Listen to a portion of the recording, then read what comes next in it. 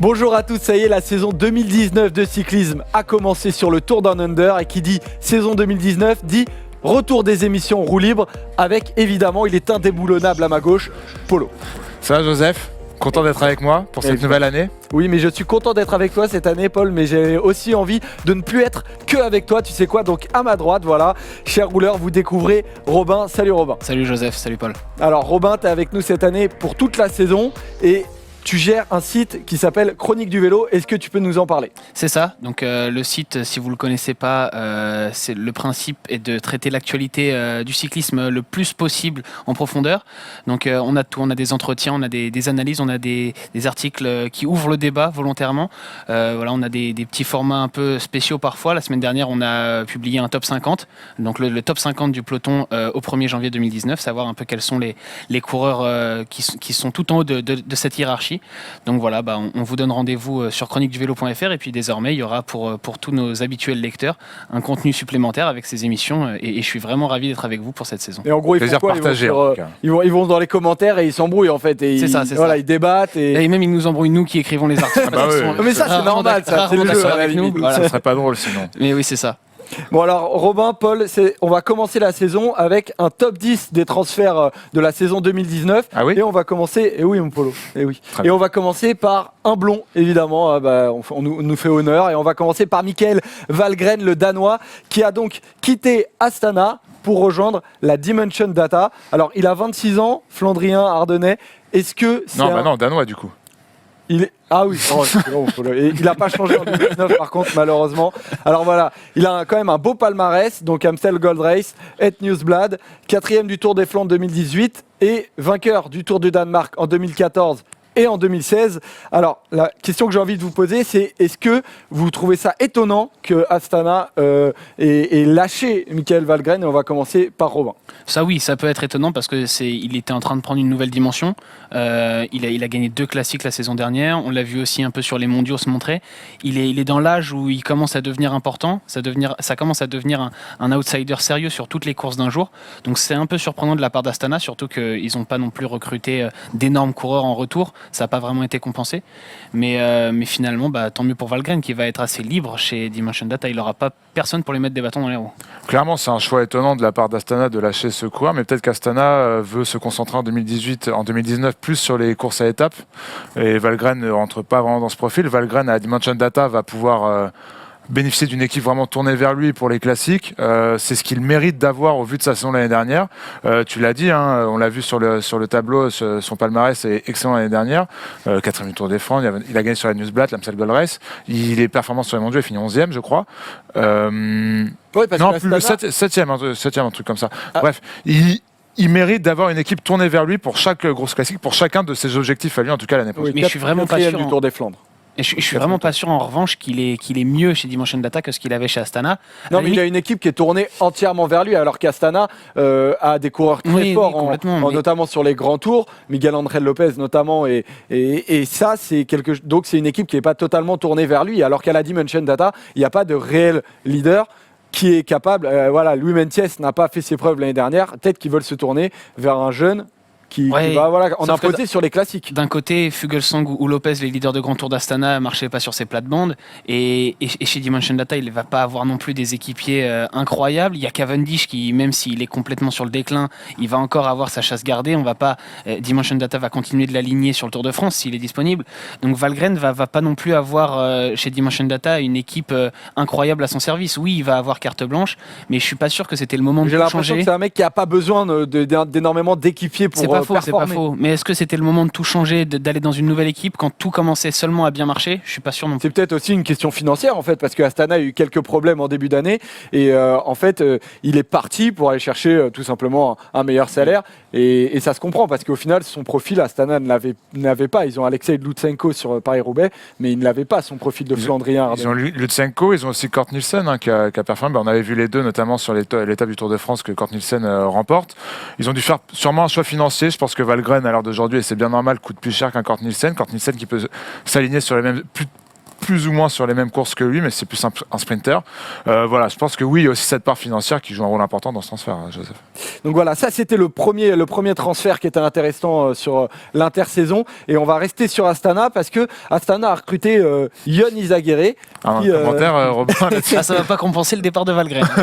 Voilà, mais voilà, en tout cas, c'est clair que le gros, en tout cas, ça a dû quand même coûter une certaine manne financière de ramener Yon Izagirre. Et cet argent, ils ont préféré le mettre sur un lieutenant ou alors tout simplement un leader de grand tour. C'est assez étonnant. On citait tout à l'heure Lopez et Fuglsang. Ils sont allés chercher Yon Izagirre. Leader, Pourquoi j'espère pas, parce que sa meilleure perf, ça reste 9ème de la Vuelta. Donc travailler pour Lopez, très sûrement, oui. Et finalement, Lopez en sera que très heureux, parce qu'avec Fuglsang, c'était pas toujours évident de savoir qui était leader. Là, ce sera sûrement beaucoup plus clair. Mais de la part d'Astana, c'est pas ça qui va faire franchir, je pense, un cap à Lopez. Recruter, je veux dire, ils ont perdu Haru il y a 2 saisons, c'est un départ qui n'a pas été compensé. Signer Izagirre, même s'ils sont 2, ça va pas faire le boulot non plus. Ouais, moi je nuancerais quand même un peu parce que je trouve que c'est bien d'avoir les Izagirre pour deux raisons claires. La première, c'est que tu peux les aligner comme leader sur des étapes d'une semaine. On sait qu'ils sont plutôt performants. Je mets Gorka aussi dans le lot, même si c'est quand même un ton en dessous. Et puis surtout, c'est des gens qui savent pourquoi ils viennent ici, quoi. Ils savent que chez Astana, ce seront des équipiers de grands leaders, même sur les grands tours. Ils ont fait un vrai choix de carrière, tu es en train de dire, c'est-à-dire qu'ils étaient leaders chez la Bahreïn sur les tours. Là, ils ne le sont. Ils étaient leaders, oui et non. Ils avaient quand même des Pozzovivo, des Nibali. Yon a été leader sur la Vuelta. Il a plutôt même bien répondu. Mais voilà, à côté d'un Fuglsang et d'un Miguel Ángel Lopez, j'espère que Astana leur a bien signifié que ce ne seront pas les leaders. Et si c'est le cas, je pense que ça peut être un bon coup s'ils arrivent dans le bon état d'esprit là-bas. 30 ans, c'est un capitaine de route en fait, peut-être. C'est ça, aussi. exactement. C'est exactement ça. Moi, je le vois vraiment dans ce rôle-là de leader, pas leader, mais d'homme d'expérience, de capitaine de route pour les grands tours, pour aider les Lopez et Fuglsang à passer un cap, même si, à mon avis, ce sera un peu compliqué. Lopez a besoin d'être aiguillé, ça c'est sûr, et il y a besoin de monde autour de lui. Après, c'est sur le choix d'Izagirre que je suis pas sûr que ce soit très judicieux. Et par contre, j'espère qu'ils vont bien parce qu'ils ont mangé une espèce, alors que cher Thomas est arrivé en plateau pour remettre le petit micro de Paul. Parce qu'il arrête pas de- il en veut plus que le foot et le basket, il veut aussi un peu de vélo. Attention, il va arriver sur un vélo la prochaine fois. Mais franchement, pour revenir sur Yon Izagirre et arrêter un peu de parler de Thomas, ils ont mangé une boîte à l'intersaison en cyclocross. Les 2 frères là, je sais pas lequel est devant, méchant de sont rigoler. difficilement reconnaissables. C'était dur. Hein. Je sais pas comment ils vont. Franchement, ça aurait pu être vraiment très grave, quoi, parce que la chute était monstrueuse. Franchement, on n'a pas eu de retour sur d'éventuelles blessures graves ou quoi que ce soit, mais merde, Ouais, quoi, la violence du choc, c'était ouf. Ouais. Et bon, en tout cas, normalement, ils vont bien, mais c'est vrai qu'ils sont pas passés loin de la catastrophe. Toujours, on parlait de Bahreïn, qui a recruté de son côté Juan Dennis, qui est donc le spécialiste total du contre-la-montre, mais qui vient de perdre sur le championnat d'Australie du contre-la-montre contre Durbridge. Alors, est-ce que c'est révélateur d'un bon ou d'un mauvais choix quand on est champion du monde du contre-la-montre 2018, champion d'Australie du contre-la-montre sur les 3 dernières saisons, et donc il vient de le perdre, vainqueur du Down Under 2015, 4 victoires en grand tour sur des contre-la-montre. Est-ce que c'est révélateur de quelque chose, cette défaite sur le championnat national en 2019 ? Je crois vraiment pas. Je crois qu'il est plus concentré sur son maillot arc-en-ciel qu'il va devoir porter pendant une année. Donc le maillot vert et jaune, ça lui passe au-dessus de la tête pour cette année, je pense. Donc on verra l'année prochaine s'il se manque de nouveau. Là, non, vraiment. Non, mais je veux dire en point c'est de pas vue, rassurant en tout cas. Ouais, en C'est point de vue du matériel. Moi, je ne m'inquiéterais pas pour ce résultat-là au mois de janvier. Personnellement, c'est pas là que j'attends Juan Dennis. Parce Clairement. que ce qu'il a dit, c'est qu'il se sentait bien sur le contre-la-montre et il comprend pas pourquoi il l'a perdu en fait. Après, ouais, on est tôt dans la saison. Moi, je trouve que c'est quand même pas rassurant pour quand même un coureur qui a pris l'habitude de gagner cette course. Après, comme tu as dit, cette année, il a quand même de nouvelles responsabilités avec ce maillot. Moi, je sais pas. De toute façon, quoi qu'il arrive, tu quittes une équipe qui a une tradition pure et dure de gros rouleurs pour une équipe qui n'est pas connue pour être très réputé dans ce domaine, quoi. Et on aura notamment de parler de Kung aussi plus tard. Voilà, je pense que c'est un temps d'adaptation. C'est pas rassurant, mais ça reste un temps d'adaptation. C'est le début de saison. Il est dans une nouvelle équipe, du nouveau matos, des nouveaux directeurs sportifs, etc. On connaît la chanson.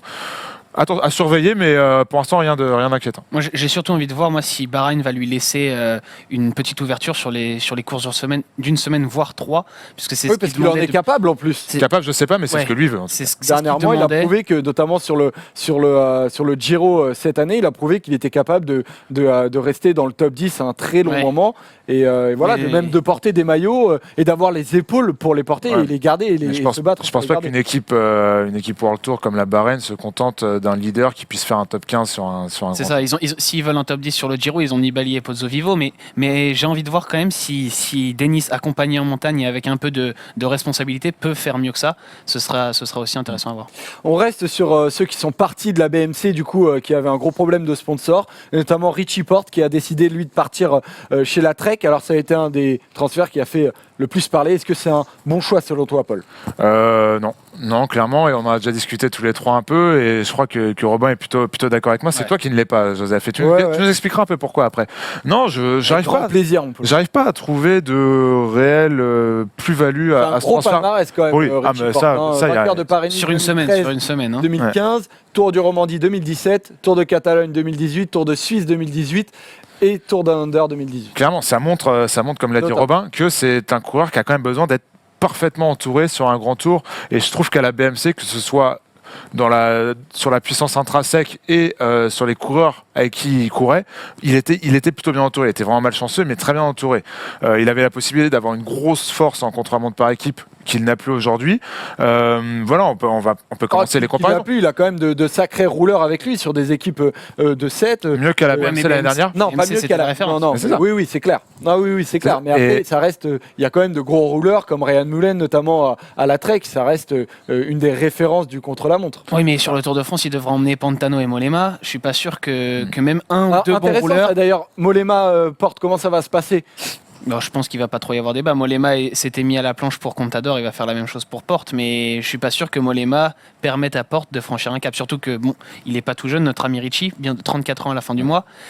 C'est pas vraiment un choix ce transfert puisqu'il le subit avec l'arrêt de BMC, mais c'est quand même le transfert. Je sais pas s'il le subit parce qu'il a peut-être plus pris ses dispositions au tout début en se disant je vais faire un choix à ce moment-là, mais je pense qu'il aurait très bien pu aussi rester à la CCC parce que si la CCC on leur dit Porte il veut rester, peut-être qu'ils mettent de l'argent sur lui plus que sur Greg Van Avermaet par exemple, au tout début. Si tu dois choisir un leader, tu gardes plus Porte que Van Avermaet. En tout cas, j'y réfléchis. Je sais pas, j'ai l'impression que Porte, dès le début, a fait valoir ses peurs en disant moi, j'ai pas envie de ne pas savoir, en gros, et donc il a fait ses valises et il part. Et moi, je trouve que la Trek, c'est quand même un bon choix parce qu'il va être leader total. La Trek, depuis le départ de Contador, ne l'a pas remplacé, n'a pas de leader. Et là, je pense qu'ils vont. Mais pour la Trek, tout pour lui. Pour la Trek, il n'y a rien à dire. C'est un super coup. C'est pour une équipe qui te veut. C'est pour Richie Porte l'assurance d'un bon choix. Tu vois, on parlait de Mollema, de Pantano. Ils ont le jeune Ciccone qui sera intéressant à suivre cette année dans la montagne. Mais dans la montagne, il va avoir besoin d'équipiers solides pour gagner un grand tour et il n'en a pas. Mollema est trop sporadique. Et Pantano, pour moi, Pantano d'il y a 3 ans. Pour moi, Pantano était mal utilisé par Bokeh Mollema. Il disait énormément de grands raids, il partait devant comme ça. Et Mollema ne l'a jamais utilisé. Ça fait 2 ans qu'il est là, Pantano. Contador aussi, il l'a eu à sa disposition, ça n'a pas été mieux. Ouais. Pantano, pour moi, c'est une équipier parfait. Pour moi, c'est une belle surcote, mais on aura le temps d'en reparler. Moi, je suis inquiet. Voilà, pour terminer sur Richie Porte, je suis vraiment inquiet. Il a une histoire pas terminée avec le Tour de France pour moi. J'espère pour lui en tout cas. Mais il perd cette puissance en contre-montre par équipe qu'il avait. Il perd une équipe soudée, une équipe. Je suis très inquiet. Bon écoute, on se reverra, mais en tout cas, moi, je trouve que c'est un bon choix. Vous ne trouvez que c'est pas un bon choix, messieurs. Et qu'est-ce que vous juillet. De quoi ? On en reparle fin juillet. On en reparle mi-juillet d'ailleurs, quand il aura abandonné. Voilà, un autre profil après Richie Porte. On va passer à Caleb Ewan qui est parti de la Mitchelton Scott vers l'Auto Soudal. Ça s'est pas très bien terminé entre les deux parties. Pourquoi du coup Caleb Ewan, qui est un coureur jeune, un sprinter jeune en devenir, a été lâché. Il a déjà 30 victoires en professionnel alors qu'il est tout jeune. Est-ce que ça t'a étonné ce transfert, Paul ? Non, ça m'a pas du tout étonné. On sait qu'Aleb Ewan voulait partir. On sait que la Mitchelton a d'autres projets que d'avoir un sprinter et de donner les clés à un sprinter, les clés d'une équipe à un sprinter sur quelle course qu'il soit. Non, moi ce qui m'étonne pas, c'est qu'il se soit barré, il a bien fait. Et je trouve que le choix de la Lotto Soudal, c'est très bien parce que ils ont l'expérience des gros sprinters, ils ont eu Greipel, ils ont eu aussi Robbie McEwen qui était australien aussi il y a quelques années. D'ailleurs, ça s'est senti sur ce début de saison puisqu'il a gagné le critérium du Tour de Under. Bon, il s'est un peu raté sur la première étape, mais il a quand même déjà une victoire sur 2 courses. J'ai l'impression qu'il va revenir fort cette année. Il est dans une équipe qui sera davantage tournée vers lui, une équipe qui a l'habitude d'emmener des sprints, qui a l'habitude d'en gagner aussi. Je me décale, Polo, parce que comme ça on voit Oui, le nombre de... Non, mais Joseph, c'est impressionnant. tu t'éloignes. On voit le nombre J'ai pas de pris ma victoires pastille. de Caleb Ewan alors qu'il n'a que 24 ans. Mais oui. 30 victoires en professionnel, deuxième de Milan-San Remo 2018. Moi, je trouve que c'est un bon choix. Je vois une forme de libération qui parte en plus de Lotto Soudal. J'espère pour lui, mais c'est un sprinter que j'aime beaucoup, mais j'ai peur qu'on attende trop de lui trop vite. Il a encore énormément à prouver. Il a gagné des étapes en Grand Tour, oui, mais sur le Giro et la Vuelta où la concurrence en sprint n'était pas folle. Il a encore jamais couru le Tour de France. Cette année, il devait le faire et puis il a annoncé qu'il allait partir juste avant. Donc Mitchelton lui a fait sauter son Tour de France. Et sur les 6 derniers mois de l'année, il a couru vraiment des courses de seconde zone. Il a eu un calendrier complètement tronqué. Donc ça peut se comprendre de la part de Mitchelton qui a mal pris ses velléités de départ. Je dis pas que c'est un mauvais choix de la part d'Ewan de partir chez Lotto puisque il devait partir, il pouvait pas rester dans une équipe qui misait sur les frères Yates et Esteban Chavez. Comme le dit Paul, il va trouver un collectif plutôt huilé au niveau des sprints, mais pour moi il a encore tout à prouver Caleb Ewan. Il a encore jamais terminé un grand tour, à chaque fois qu'il y va il s'arrête au bout de 10 jours, donc il y a encore beaucoup de travail pour moi. Sa deuxième Comme place à Milan-San en fait. C'est ça. C'est un mal australien. Sa deuxième place sur Milan-San Remo l'année dernière, elle est très prometteuse. Il a énormément de potentiel, on est tous d'accord pour ça. Mais moi, j'attends vraiment qu'il montre sur les grandes courses maintenant, et j'ai peur que ça vienne pas tout de suite. Il y a un coureur qui est... Là, je prends un exemple pour revenir rapidement. L'année dernière, Caleb Ewan sur le Tour de Grande-Bretagne, il bat Gaviria et Greipel. Je suis pas sûr que cette année que certains sprinteurs français aient déjà battu Gaviria ou Greipel, par exemple. Oui, mais est-ce que les battre au Tour de Grande-Bretagne, ça vaut quelque chose? Est-ce que faut pas mieux, comme Desmar, gagner une étape sur le Tour devant la porte? Ça, on en reparlera. On en reparlera plus tard. Ça fait débat au sein de. Non, mais c'est intéressant. Gagner certaines courses en début de saison et en fin de saison, ça n'a aucun équivalent. Le chiffre 30 victoires, victoires, Robin, qui est parti, qui est arrivé à la Lotto Soudal. Pourquoi? Parce qu'il y en a un qui est parti, c'est André Greipel, l'homme qui a le plus de victoires en ce moment dans le peloton. Le transfert le plus what the fuck de l'intersaison, quoi. Il arrive dans une équipe bretonne, continentale. C'est 22 victoires en Grand Tour, champion d'Allemagne à 3 reprises, 2 fois vainqueur sur du Tour Down Under. Maillot vert, classement par points de la Vuelta. 2009, bon, ça commence à remonter, mais voilà, c'est une référence. Improbable ce transfert, Paul. Improbable et bonne surprise pour cette jeune équipe française, Arkea Samsic, qui se cherchait des têtes, qui avait besoin de séduire pour éventuellement participer au Tour de France. Je trouve ça très bien pour cette équipe. Alors après, pour Greipel, il y aura débat parce que c'est quand même un choix assez étrange. On rappelle quand même c'est un coureur qui a 11 victoires sur le Tour de France, qui en a 155 en tout dans sa carrière, qui est peut-être sur le déclin. Je pense que voilà, peut-être un peu appuyé sur le déclin, et je pense que c'est la seule explication, qu'il fallait une équipe où il pourrait avoir les clés, où il pourrait participer aux épreuves qu'il veut, entre guillemets, les épreuves sur lesquelles Arkea participera. Mais voilà, je pense que oui, ça s'explique par un déclin de Greipel. Après, il faut rappeler quand même que il va à Arkea, mais c'est pas le même, c'est pas Fortunéo Samsic. Pourquoi? Parce que avec ce changement de sponsor, Fortunéo Samsic qui avait environ 2 ou 3 millions de budget, aujourd'hui ils en ont 8 ou 9. C'est donc pas du tout le même chose. C'est une équipe ambitieuse. Et peut-être qu'avec cet argent-là, il y avait moyen d'attirer un autre sprinter que Greipel, parce que finalement, s'ils sont invités sur le Tour de France, on applaudira, on dira bien joué, parce que c'est le but. Mais les victoires que va apporter Greipel, je pense qu'à la fin de la saison, on les comptera sur les doigts d'une main. Il a 36 ans. Moi, franchement, je pense que Greipel aujourd'hui peut aller chercher de belles victoires. Aller chercher quoi? Il ne sera pas forcément il sera pas sur le Tour, sur le Tour d'Espagne et sur le Tour d'Italie, à moins que par miracle il soit invité. Mais je pense franchement qu'il peut aller chercher des grosses victoires. C'est pas n'importe qui, André. Oui, c'était pas n'importe qui. Son nom va pas lui rapporter des victoires. Je veux dire, il a 36 ans, il quitte. Attendez, 36 ans, on a l'impression que c'est 45 ans. Mais prenons ces 2 dernières saisons. 6 ans, Joseph. Sa dernière grosse victoire. C'est l'âge d'Arwan. C'est pas beau de parler des gens qui sont pas là. Si on prend ces 2 dernières saisons, à notre ami Greipel, sa dernière grosse victoire, c'est sur le Giro 2017. Et depuis, il y a seulement 2 victoires en World Tour qui sont sur le Tour Down Under il y a 1 an. Donc pas non plus, même si c'est du World Tour, c'est pas la course la plus importante de l'année. C'est une course que Greipel aime beaucoup et où il arrive souvent plus en forme que les autres. Donc il quitte aussi Marcel Sieberg, avec qui il était depuis 12 ans chez les professionnels, qui était celui qui était avec lui sur toutes les courses. Son poisson pilote est censé être Wagner, que Karkea a signé de l'Auto Jumbo. Ils n'ont jamais couru ensemble. Donc ça fait quand même beaucoup d'éléments. Quelque chose de bancal, en gros, tu veux dire, dans le recrutement pour le moment. À la limite, si Greipel était venu avec 1 ou 2 équipiers de chez l'Auto, en ayant déjà ses marques, il aurait sûrement claqué quelques victoires, surtout qu'il va avoir un calendrier avec des courses moins prestigieuses que ce qu'il avait chez l'Auto. Mais là, c'est comme s'il remettait tout à zéro à 36 ans. J'y crois pas une seconde qu'il puisse ramener des gros succès à cette équipe. Après, ramener des invitations, c'est possible.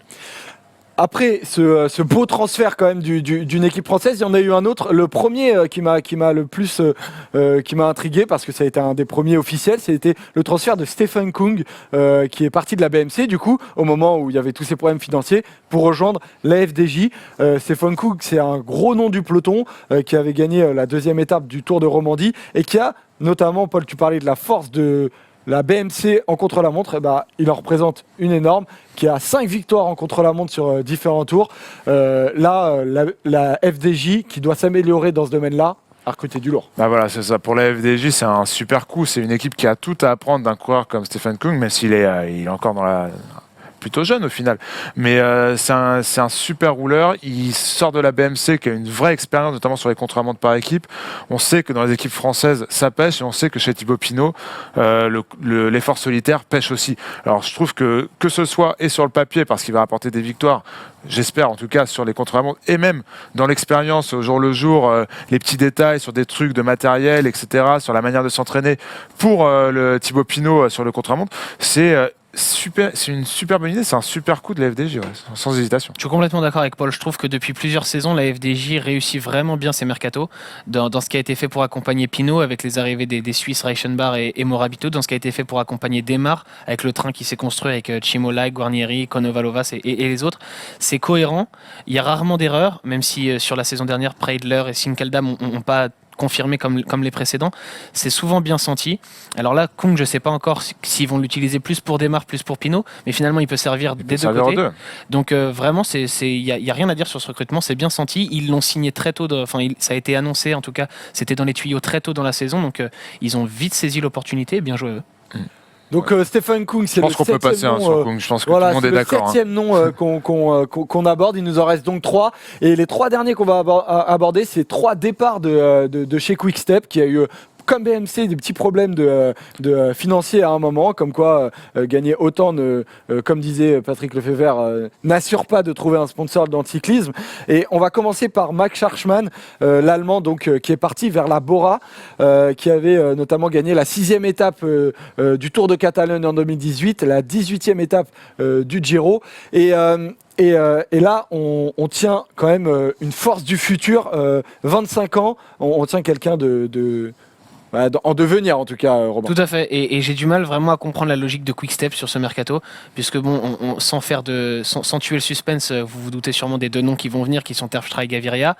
Je comprends pas comment on peut laisser partir à la fois un gros leader sur les Flandriennes, comme Terpstra qui gagne quand même le Tour des Flandres en 2018, laisser partir son sprinter numéro 1 et peut-être son coureur numéro 1 avec Julien Alaphilippe, et laisser partir aussi une pépite comme Max Scharchmann, même s'il y en a d'autres chez Quick-Step. Je veux dire, il y a aucune logique qui est suivie là-dedans, puisque même si Gaviria, Terpstra coûtaient de l'argent, j'imagine que Scharchmann avait des émoluments bien moindres et ils auraient pu le garder. Mais il le laisse partir. Bon, c'est que sûrement Lefebvre doit avoir plus confiance dans les autres pépites qu'il a. On sait qu'il y en a beaucoup. Il y a Jacobsen, il y a Odeg et pas mal.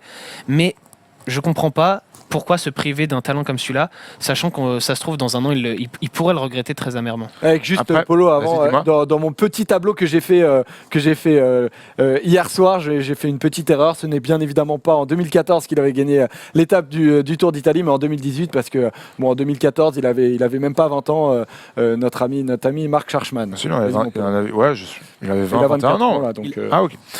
Non, moi je pense surtout dans ce transfert, c'est que la Bora, qui est une équipe allemande, le voulait. Un jeune talent allemand qui monte comme ça, ils ont Sagan, mais Sagan n'est pas éternel. Je pense qu'à mon avis, ils se blindent. Ah bon ? Ouais, je pensais. Hein. Avec lui, tout est possible, tu me diras. Ouais, mais je pense qu'à mon avis, il se blinde pour les 5-6 prochaines années à venir avec un coureur d'un talent qui ne fait aucun doute. On l'a vu aussi, ce n'est pas dans ton plateau, mais il a fait une très bonne flèche wallonne aussi. Impressionnant sur la Max flèche Schachmann. Il fait aussi un très bon championnat du monde. Il craque un peu sur la flèche wallonne, mais il était pas loin quand même de.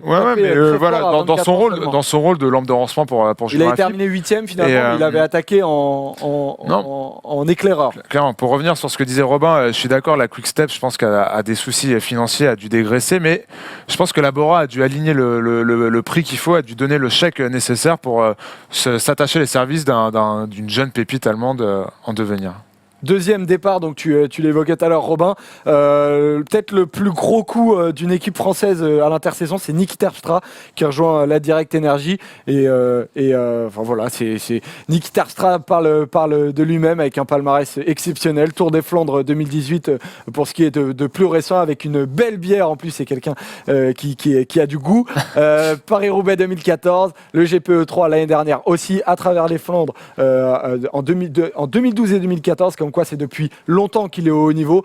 Niki Terpstra, c'est quand même quelqu'un, Paul. C'est quelqu'un et c'est fou, quoi, parce qu'il a 34 ans, on sait qu'il a une hygiène de vie irréprochable.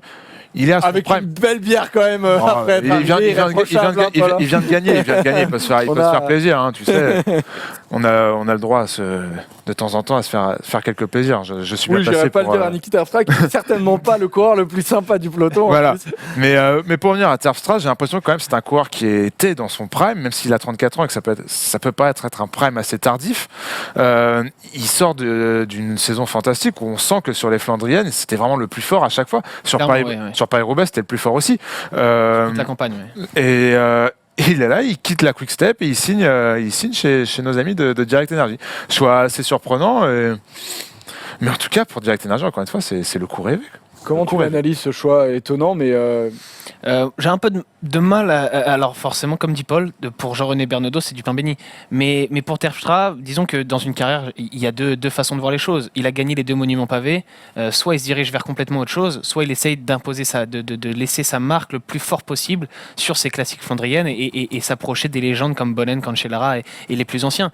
Il a fait le choix de zapper un peu ces flandriennes, de laisser les pavés de côté. Il rêve d'une étape du Tour de France qu'il essaye d'aller la chercher. Mais sur les flandriennes, on sait comment ça marche. Quand vous êtes le plus fort, vous gagnez souvent. Ou vous avez plus de chances de gagner. Cette saison, il était très fort. Il a gagné le GPE 3 et le Tour des Flandres. Même s'il est très fort sur le Tour de France, aller chercher une étape avec son profil à lui, c'est-à-dire en baroudeur, en costaud, ce sera beaucoup plus compliqué. Très rapidement, qui, selon vous, a des 3 équipes françaises qu'on a citées, FDJ, Arkea et Direct Energy, a réalisé le plus gros mercato? Moi, je dirais Direct Energy pour le coup de Terpstra qui va apporter tout de suite. Et même si Terpstra met un peu de côté les classiques flandriennes, Direct Energy sera sûrement invité et Terpstra restera un candidat. Et puis Terpstra sur les classiques flandriennes sera quand même bien épaulé. On se dit il sera plus chez Quick-Step, machin. Il aura plus le poids de la course sur les épaules et celles de ses coéquipiers. Mais il garde quand même des Adrien Petit, des Damien Gaudin qui sont des vrais excellents rouleurs. Mais il y aura plus la stratégie qui lui permettait de gagner les années précédentes, de profiter du fait d'avoir d'autres leaders à côté de lui. Ce sera plus le cas parce que là, ce sera très clair. Godin et Petit seront là pour travailler pour lui. Ouais, mais clairement. C'est pour ça que quand tu me dis il va viser le Tour de France, moi je pense quand même qu'il a quelques idées derrière la tête sur ses classiques et qu'à mon avis, on va encore être surpris par Niki Terpstra l'an prochain. Pour revenir à ta question, Joseph, de qui a fait la meilleure, laquelle des équipes françaises a fait le meilleur mercato?